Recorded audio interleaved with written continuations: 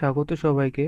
আজকের এই ভিডিওতে আমরা রেলের গ্রুপ ডি 2026-এর আজকে যে পরীক্ষা হলো, মানে 3 আগস্ট প্রথম শিফটে যে পরীক্ষা হলো সেই পরীক্ষায় জেনারেল সায়েন্স এবং জেনারেল অ্যাওয়ারনেস থেকে কি কি প্রশ্ন এসেছে সেগুলো নিয়ে এই ভিডিওতে আলোচনা করব।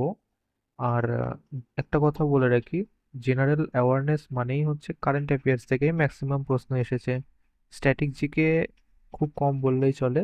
তো দেখে নাও কি কি প্রশ্ন এসছে, যে কয়টা প্রশ্ন পাওয়া গেছে সেগুলো আমরা এই ভিডিওতে আলোচনা করছি। এর পরবর্তীতেও যদি এই সেম শিট থেকে আরও প্রশ্ন পাওয়া যায়, তার জন্য তোমরা এই অ্যাপ্লিকেশন গুগল প্লে স্টোর থেকে ডাউনলোড করে নেবে।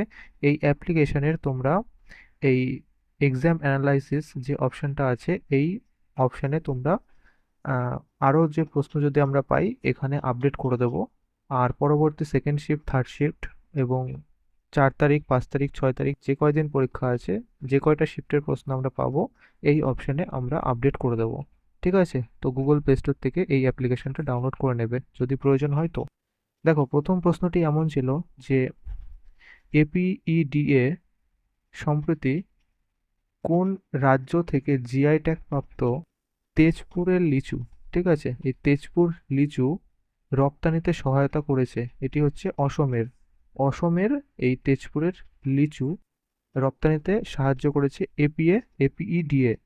তো এইবার এপিইডিএ এর সম্পূর্ণ নাম হচ্ছে agricultural and processed food products export development authority. ঠিক আছে, এটি প্রতিষ্ঠিত হয় হচ্ছে 1986 সালে। এর সদর দপ্তর নিউ দিল্লিতে অবস্থিত। আর এই অসমের রাজধানী হচ্ছে দিসপুর। তো তেজপুর লিচু হচ্ছে অসমের জিআই ট্যাগ প্রাপ্ত একটি প্রোডাক্ট।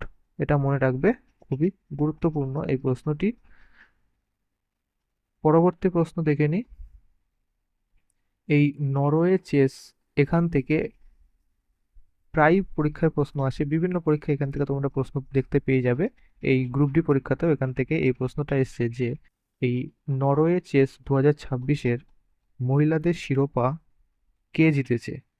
এর উত্তর হয়ে যাবে বিবিসারা আসাউবায়েভা। তিনি হচ্ছেন একজন কাজাকিস্তানের দাবাড়ু। আর এর সাথে মনে রাখবে, এই ফিডে এর সদর দপ্তর হচ্ছে লুজান, সুইজারল্যান্ডে। আর এটি প্রতিষ্ঠিত হয় হচ্ছে 1924 সালে। যদি পরবর্তী শিফটে স্ট্যাটিক থেকে প্রশ্ন আসে তো এরকম প্রশ্ন আসতে পারে যে ফিডের সদর দপ্তর কোথায় অবস্থিত বা কবে প্রতিষ্ঠিত হয়, বা এমনও একটু ঘুরিয়ে প্রশ্ন আসতে পারে যে ইনি কোন দেশের দাবাড়ু? উত্তরে যাবে কাজাখস্তানের দাবাড়ু। পরবর্তী প্রশ্ন দেখে নিই। পরবর্তী প্রশ্ন হচ্ছে, এইটা প্রিভিয়াস ইয়ারের প্রশ্ন। এই সচেত অ্যাপটি কোন সংস্থা আম, চালু করেছে? এটা কারেন্ট অ্যাফেয়ার্স হলেও রিসেন্টলি রেলের পরীক্ষাটার নাম আমার ঠিক মনে পড়ছে না, আমরা এই অ্যাপে তোমাদের আমি দিয়েছিলাম, রিসেন্টলি এসেছিল, সম্ভবত এনটিপিসি হতে পারে। যাই হোক, সেখানে এই সেম প্রশ্ন এসেছিল যে সচেত এই অ্যাপটি কোন সংস্থা চালু করে? এর উত্তরে যাবে হচ্ছে সি ডট। এর সম্পূর্ণ নাম হচ্ছে সেন্টার ফর ডেভেলপমেন্ট অ্যান্ড টেলিমেট্রিক্স।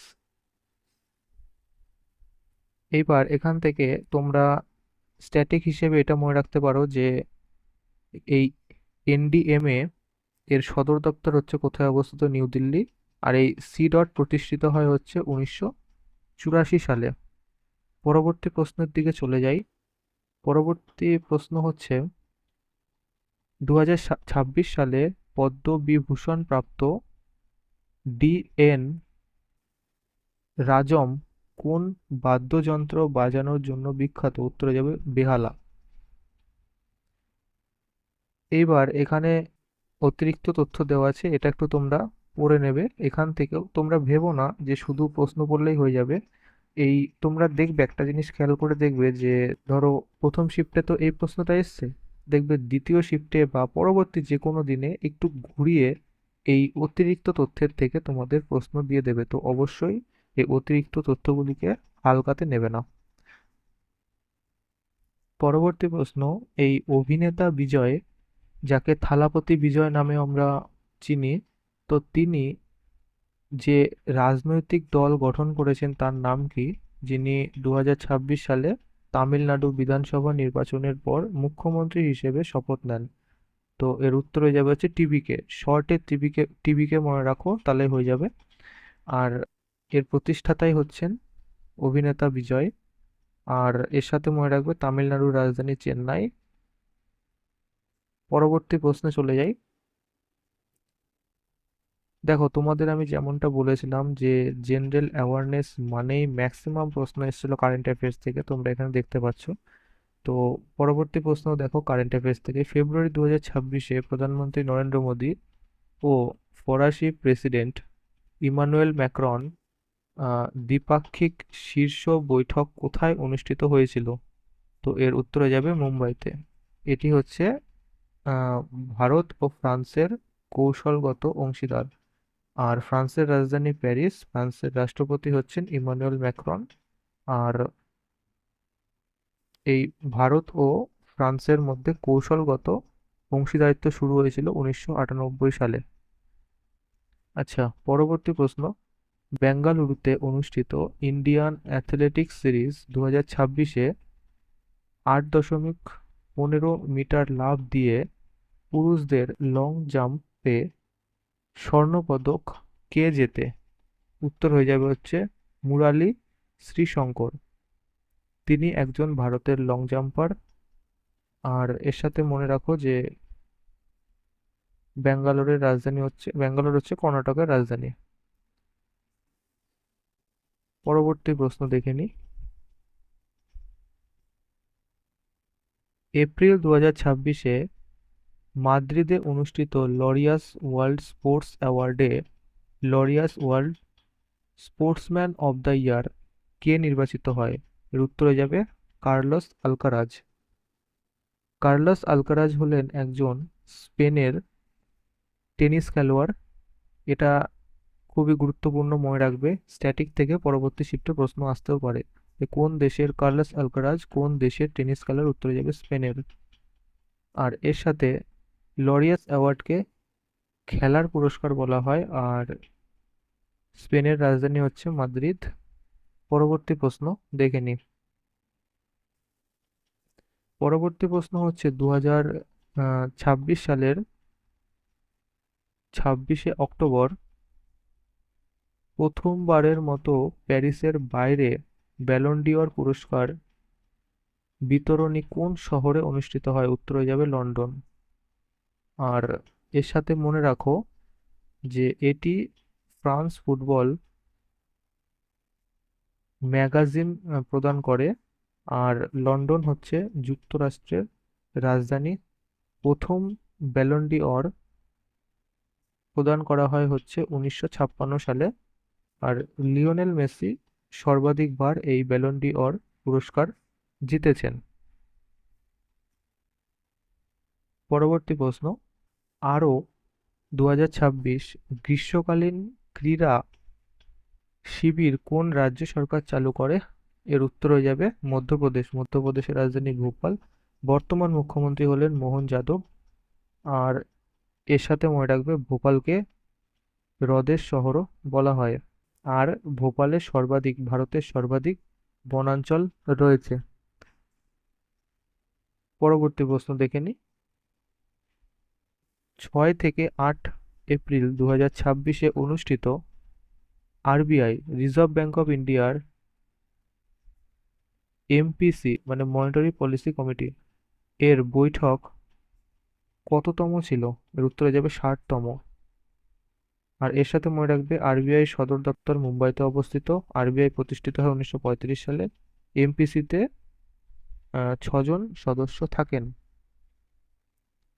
আর আর একটা জিনিস এখান থেকে মনে রেখে দাও যে এই এমপিসি হচ্ছে রেপো রেট এর নির্ধারণ করে।